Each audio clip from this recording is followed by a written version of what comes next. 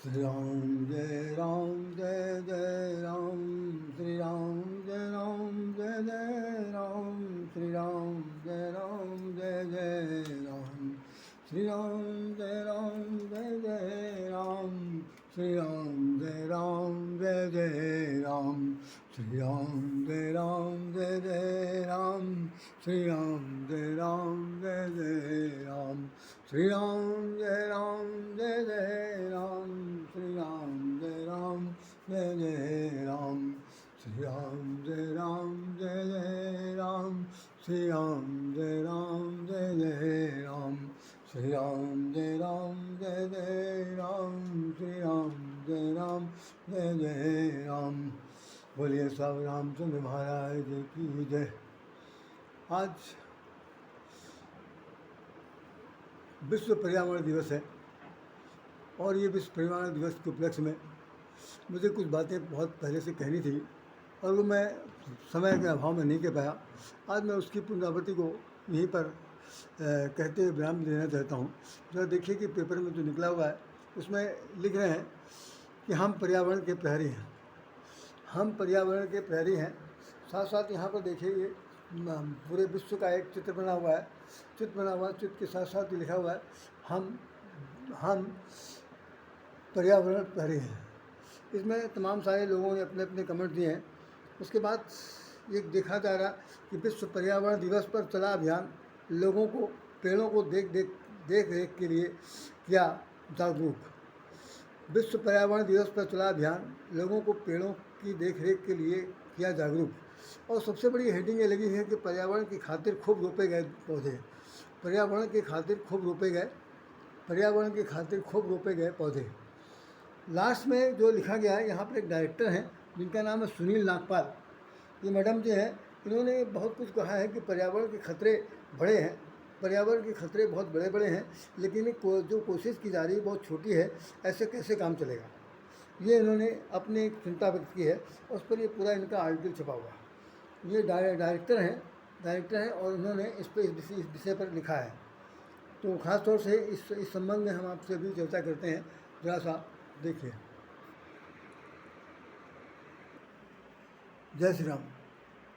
विश्व पर्यावरण दिवस है और इस संदर्भ में जितने भी पर्यावरण के विशेषज्ञ हैं उन लोगों ने अपनी अपनी बातें रखी हैं। और उस दिन को मान करके जैसा कि पूरे वर्ष भर हर तरह का दिवस मनाया जाता, उसमें एक दिवस ये भी है कि पर्यावरण दिवस मनाया गया। आपको यकीन होगा, आपको जानकर यकीन होना चाहिए कि 2018 से मैंने अब तक बहुत से पर्यावरण विषय के उपलक्ष्य में आर्टिकल भी लिखे, पत्रिकाओं में, पेपरों में, साथ साथ ये कि बोला भी है। लेकिन 2021 में हमारा एक वीडियो जो ये मोबाइल था ये कहीं खो गया, तो उसमें बहुत सारे वीडियो सब चले गए, क्योंकि मैं उसका व्हाट्सअप वो पासवर्ड नंबर नहीं मालूम था, इसलिए वो दोबारा मेरे पास आ नहीं पाया। बहुत से वीडियो निकल गए, चले गए, लेकिन उसके बाद भी मैंने बहुत कुछ लिखा, बोला है। आज मैं पर्यावरण के संबंध में पहले तो 2 शब्द बता दूँ कि वास्तव में पर्यावरण होता क्या है। बहुत संक्षेप में बोल रहा हूँ क्योंकि समय उसी तरह से अभाव है, और हमने आज यही सोच के कहा कि भाई कम से कम इतना तो जान लूँ कि भाई पर्यावरण कहते किसे हैं।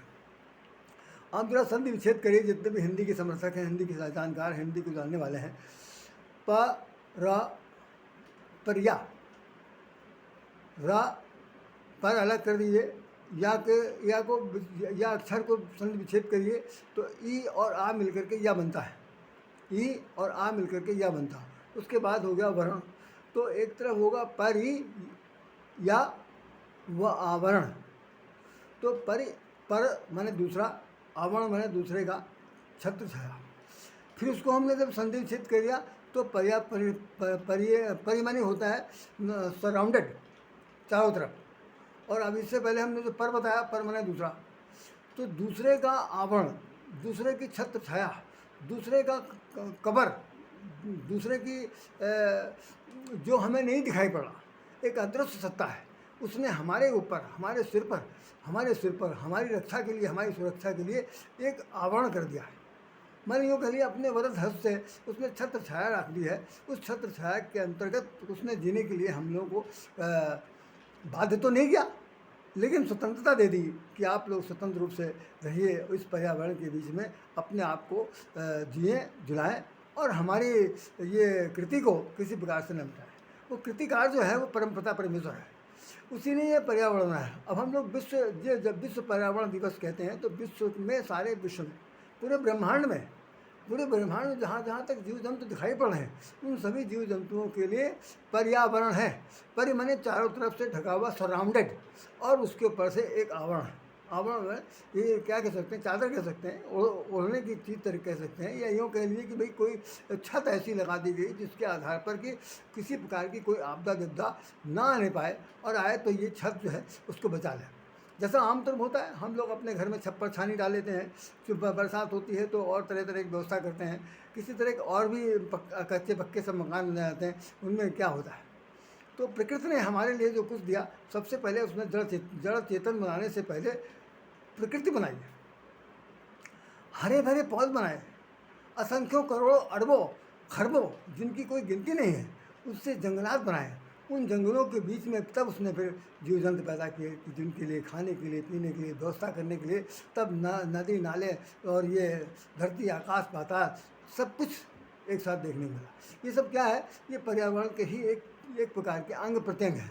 उन अंग प्रत्यंगों के साथ साथ जैसे जैसे जैसे जैसे जैसे मानव जीवन का विकास हुआ, विकास होने के साथ साथ व्यक्ति विशेष ने भी अपना ऐसा विकास किया कि वो अपनी सुख सुविधा के लिए उन चीज़ों को जो बीच में आड़े हाथ आ रही थी, उनको उसने काटना शुरू कर दिया, अपने रास्ते से हटाना शुरू कर दिया।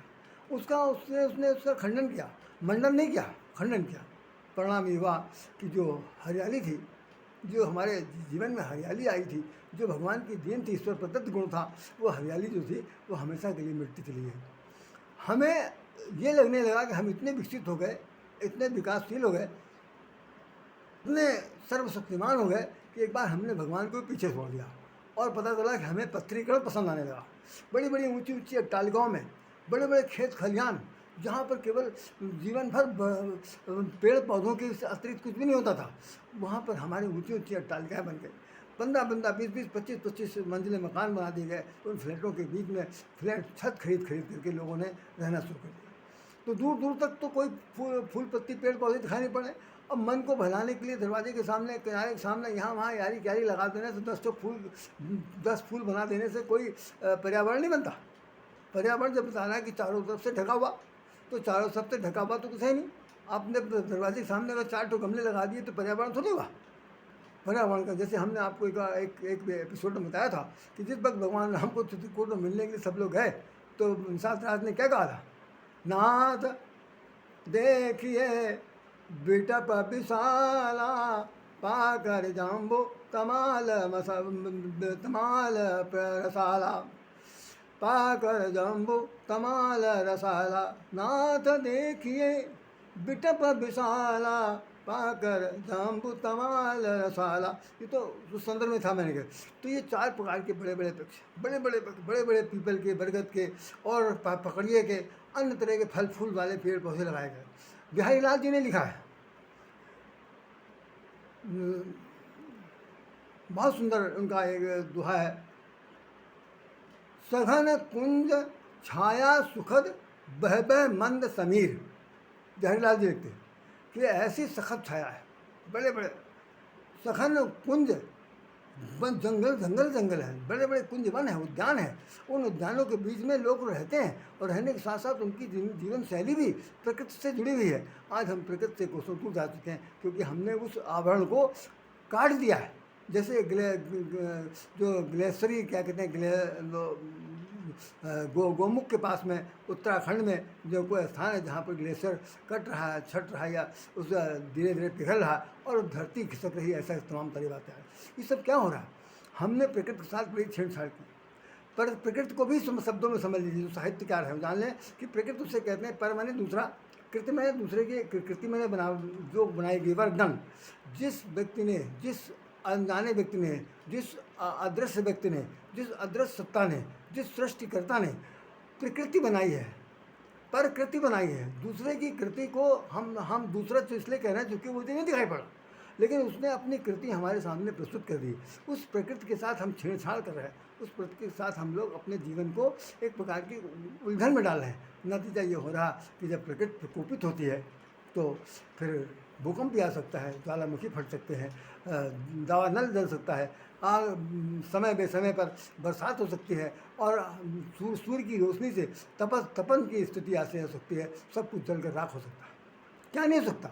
उसके अलावा हम लोगों ने जो वैज्ञानिक विकास किया है, उन वैज्ञानिक विकासों में बड़े बड़े जो एटम बम बनाए जा रहे हैं, उन एटम बमों की भी एक प्रकार की जो गर्मी है वो पूरी तरफ एटॉमिक स्ट्रक्चर के रूप में सब तरफ फैल रही।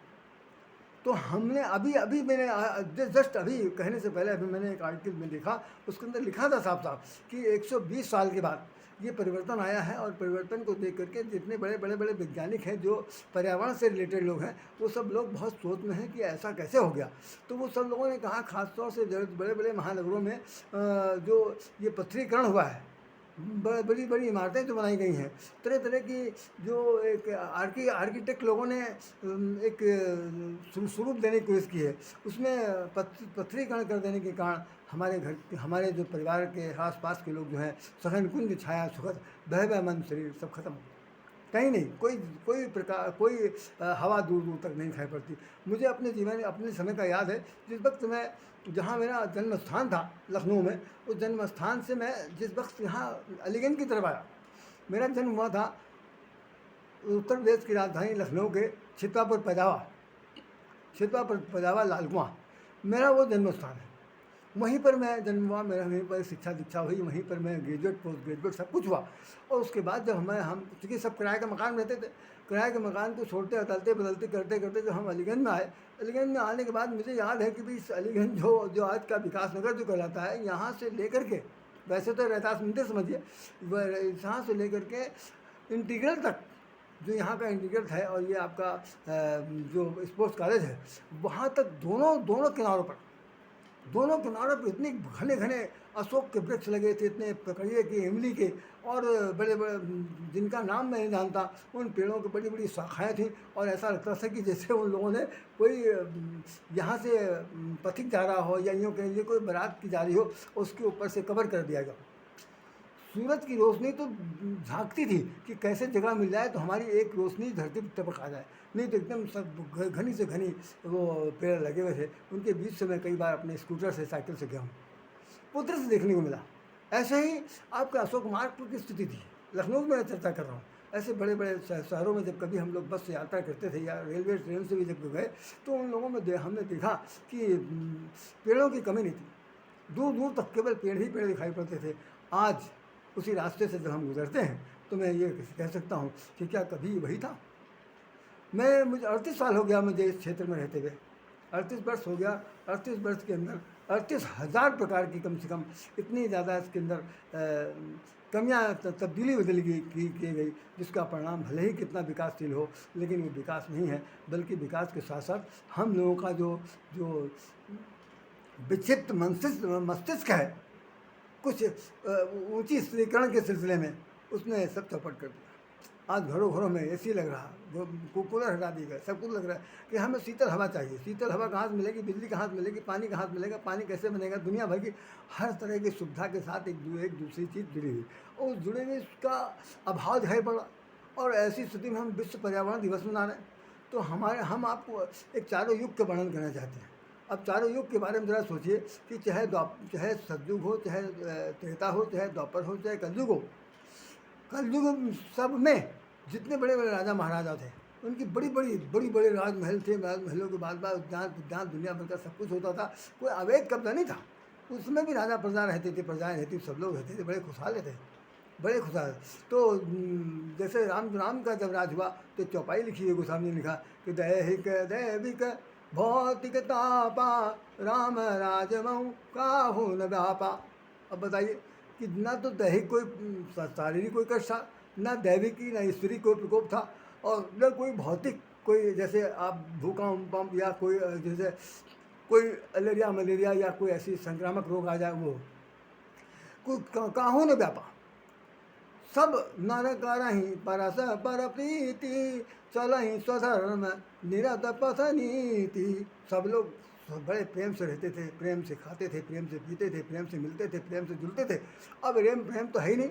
बड़ी बड़ी इमारतें हैं, बड़ी बड़ी इमारतों के अंदर सबसे फ्लैट है, फ्लैट के बाद ऊपर से लेकर नीचे तक सब भरे पड़े हैं, उनके बाद कोई किसी का जानकार नहीं। कोई किसी को नहीं जानता। अभी किसी की मृत्यु जब हो जाती है, अभी मैं जब गया, मेरे बच्चे ने फ्लैट लिया यहाँ, इस मेरे घर से 23 किलोमीटर की दूरी पर है, शहीद पथ पर। तो वहाँ पर मैंने देखा कि भाई ये है कि अगर कोई आदमी मर जाए किसी मंजिल में, तो 4 आदमी इकट्ठा करना मुश्किल पड़ जाएगा कि भाई इसको चिट्ठी पर लाद के कौन ले जाए। यहाँ मोहल्ले मोहल्ले में तो ये था भाई, एक ने सुना तो 10 ने दूसरे को बताया, 10 ने और दूसरे को बताया, पता लगा पूरे मोहल्ले मजमजा जुट जाता था। आज हालत यह है कि एक लाश को उठाने के लिए भी कई बार सोचा जा सकता है, क्योंकि पत्थरीकरण हो चुका है। हमारा आपका दिल दिमाग पत्थरीकरण हो चुका है। उस पत्थरीकरण की वजह से आज विश्व का यह पर्यावरण प्रभावित हो रहा है।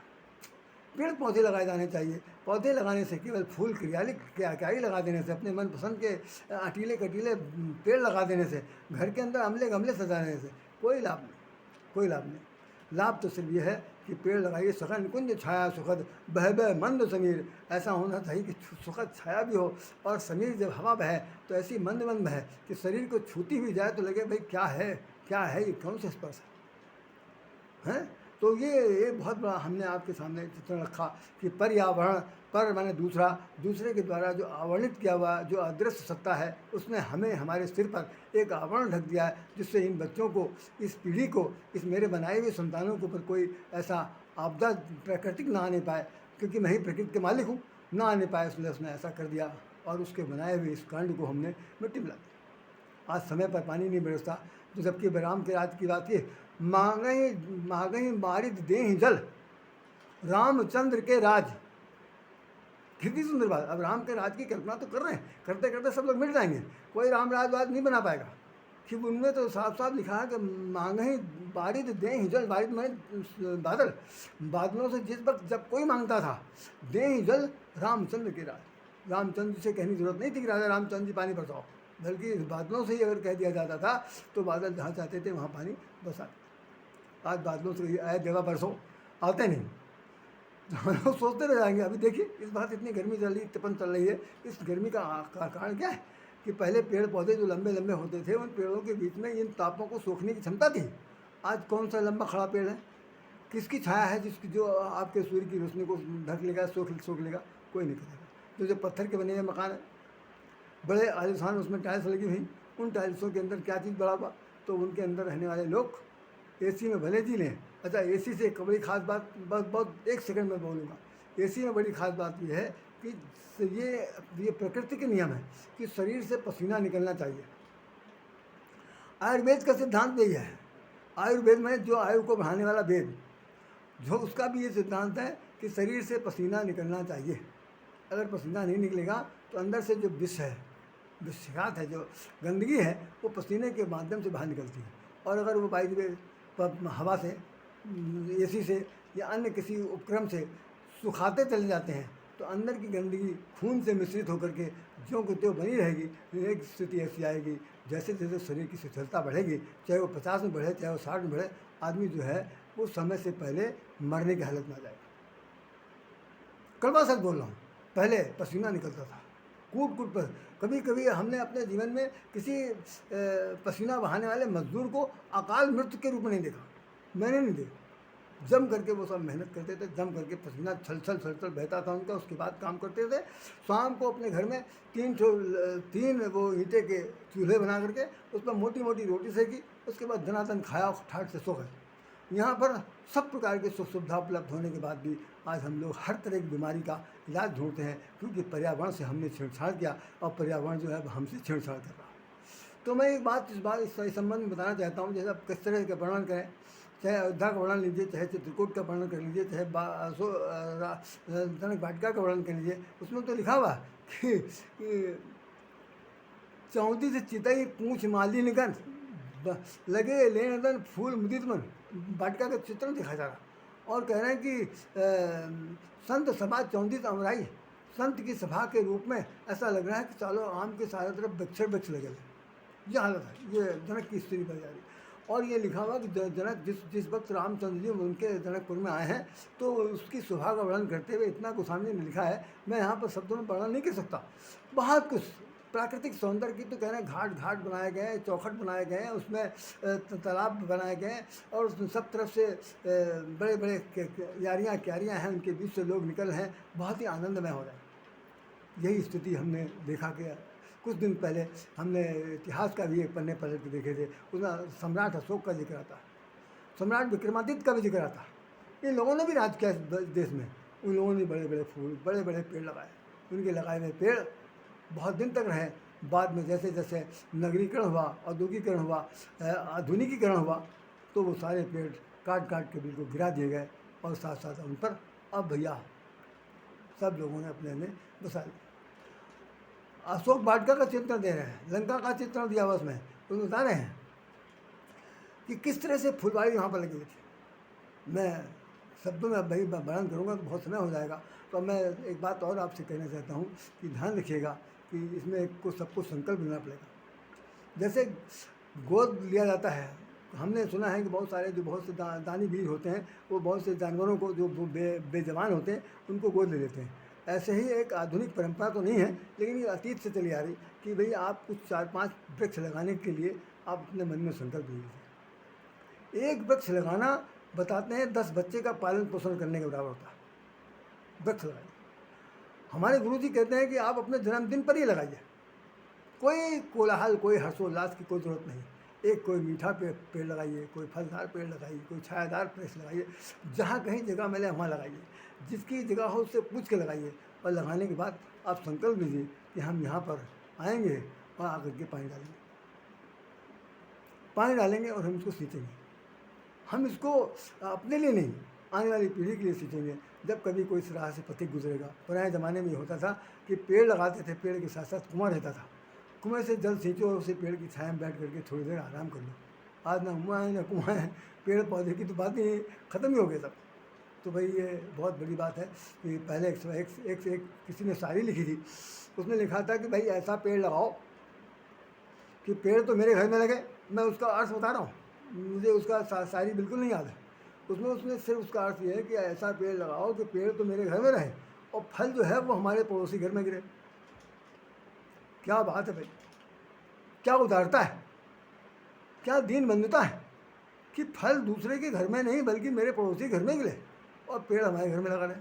तो छाया हमको मिले, फल तो मिले तो मिलवे नहीं रहे, ना भी मिले तो पड़ोसी को फल जरूर प्राप्त होना चाहिए। ऐसी उदारता आज के समय में कहीं नहीं है। अगर कहीं पड़ोस में कोई रहता है तो अगर 1 इंच भी दीवार छोटी हो गई है तो वो बड़ा करके इतना ऊंचा कर लेता है कि हम तुम्हारी शक्ल न दिखें। अब जब ऐसे ही सब होगा तो भैया पेड़ कहाँ कौन लगाएगा? दरवाजे के सामने जगह नहीं, जगह है तो नाली नाला है, तरह तरह की प्रॉब्लम है। तो ऐसी बात को देखते अब तो जैसे सौंदर्यीकरण किया जा रहा, तमाम सारे बुलडोजर चल रहे हैं, सब ढाए जा रहे हैं। जो हो रहा अच्छा हो रहा, नहीं हो रहा बुरा हो रहा, हम नहीं जानते। हमारा सिर्फ कहने का मतलब यह है कि पेड़ लगाइए, वृक्ष लगाइए, छायादार वृक्ष लगाइए, फलदार वृक्ष लगाइए और संकल्प लीजिए कि हम अच्छा। एक और भी संकल्प में बताया गया कि जैसे कोई लोग टहलने जाते हैं तो किसी पार्क वार्क में कोई पेड़ लगा दीजिए और पेड़ लगाने के बाद जब जाते रहिए तो अपने घर से एक बोतल पानी ले जाइए, एक लोटा पानी ले जाइए, या वहाँ अगर पानी की व्यवस्था हो तो अपने सामने एक गिलास या एक लोटा पानी डाल के रोज चले आइए। आप देखेंगे कुछ दिन के बाद उस पेड़ के अंदर हरियाली आ जाएगी। अब हरियाली शब्द मेरे जबान पे आ गया, इसमें बता दूँ हरियाली किसे कहते हैं। आली माने होता है सखी, और हरियाली, हरि जो है, हरि माने ईश्वर। ईश्वर ही हरियाली बनकर जब आ जाए तो भाई आप समझ सकते हैं कि जीवन में कैसी हरियाली आ सकती है। हमारे यहाँ लोग कहते थे कि सदा हरे भरे रहो, फलो बोलो, ये माताएँ आशीर्वाद देती थी। तो हरे भरे कब नहीं है? जब हरापन आएगा जीवन में तब ना। जब हरि जी मेरे जीवन में आएंगे तब तो हरि ही तो मेरे सखी बन के आएंगे, सखा बन के आएंगे। तो उनके सखा बनने से, उनके हरि के आने से हमारे जीवन में जो सुंदरता आएगी, जो सुगंध आएगा, जो उदारता आएगी, जो ममत्व आएगा, जो कोमलता आएगी, वो मानवता को कम से कम संदेश ही देती रहेगी कि भाई हम तो हरे भरे हैं। भगवान कहे तुम भी, तुम्हारी झोली भरी भरी है। ये पर्यावरण दिवस सिखाता। बाकी क्या लिखा हुआ मैंने नहीं पढ़ा, मैं नहीं जानता क्या लिखा। हमारे सबक में ये आता है कि हरियाली का मतलब सिर्फ है कि जहाँ पर ईश्वर था, है और अब वो इन वृक्षों के जड़ के अंदर भी समाहित होकर के आ गया है, हरि आली बन कर के आ गया है, एक सखी सखा बन कर आ गया है। तो देखिए आप देखिए हरियाली आएगी, अभी हरियाली तीज आएगी, अभी सावन का महीना आएगा, हर साल का तीज आएगी। ये सब क्या है? हरि से जुड़े हुए हैं, हरेपन से जुड़े हुए हैं। हरे भरे जीवन से जुड़े हुए हैं, उन हरे भरे जीवन को लाने के लिए हमें आपको संकल्प लेना है और पर्यावरण को जितना सुरक्षित हो सकता है उतना बनाइए। इन्हीं शब्दों के साथ राधेश्याम राधे आपको हृदय से नमन कर सकता है और करता है, करता रहेगा। बस प्रार्थना यही है कि यदि हो सके तो अपने जीते जी कम से कम कोई एक पेड़ लगा जाइए, उस पर नाम लिख दीजिए भाई कि फलाना लगा गए थे, तो आने वाली पीढ़ी नाम लेकर के उस पेड़ पर उसके करते रहे। हमारे एक गीत आता था, उसमें लिखा रहता था कि गाना गाती थी वो, बाबा निमिया के पेड़ जनी काटो, ये पीढ़िया इस पेड़वा पर चिड़ई के बसेर, बाबा जनी निमिया के पेड़ काटो, यही पेड़वा पर चिड़ियन के बसेर। तो चिड़िया का बसेरा होगा, बाबा से कहा जा रहा, बाप से नहीं कह रहा, बाबा से कहा जा रहा। इसका मतलब उस वक़्त के ज़माने में तीसरी पीढ़ी का जो मुखिया था वही सबसे बड़ा था। बाप क्या है, वो अपना काम कर रहा, धंधा कर रहा, लेकिन जो बाबा है ना, वो पेड़ों की रक्षा करने के लिए खुद ही पेड़ बन के रहते थे। आज घर के पुरखा खुद ही दुत्कारे जा रहे हैं जी, तो वो पेड़ की रक्षा क्या करेंगे। तो ऐसी स्थिति में बाबा जन निमिया के पेड़ काटो, यहीं पर चिड़िया के बसेर। तो चिड़िया का बसेरा मतलब यहाँ पर भी जीवन का बसेरा है, कम से कम कोई तो आकर इस छाया पर, इस छाया का ले सकता है। तो इसी पर तो कभी कोयल कूकती है, इसी पर तो कभी मोर भी खड़े होकर नाच सकते हैं। भगवान श्री कृष्ण का कुंज वन आज तक जब विदित है, तो भाई साहब ये सब क्या है भाई। वो लोग भी तो राजा महाराजा थे, द्वारकाधीश थे, सब कुछ था। आज अब हमारे आप में क्या सनक घुस गई कि हम लोग पेड़ को काट काट करके क्या बना रहे हैं। तो काटने से बचिए, जहाँ तक हो सके अच्छे से अच्छे पेड़ लगाइए। भगवान से निवेदन करिए कि आप हरियाली बनकर हमारे जीवन में छा जाइए। हम सब लोगों की अगर हरी भरी गोद रहे तो कम से कम जीवन में सबकी गोद हरी भरी रहे, सबके जीवन में फल फूल पड़े और फलित हों और उनका प्रकाश, उनकी सुगंध जनता जनाता तो नहीं, विश्व के कोने कोने तक जाए। तब तो ये विश्व का पर्यावरण दिवस है, अन्यथा तो केवल कथन उक्तियाँ हैं, वर्ष में एक बार आएगा, चला जाएगा। राधे श्याम इसी के साथ निवेदन करता है, नमस्कार करता है। जय श्री राम, जय श्री राम, जय राधे श्याम।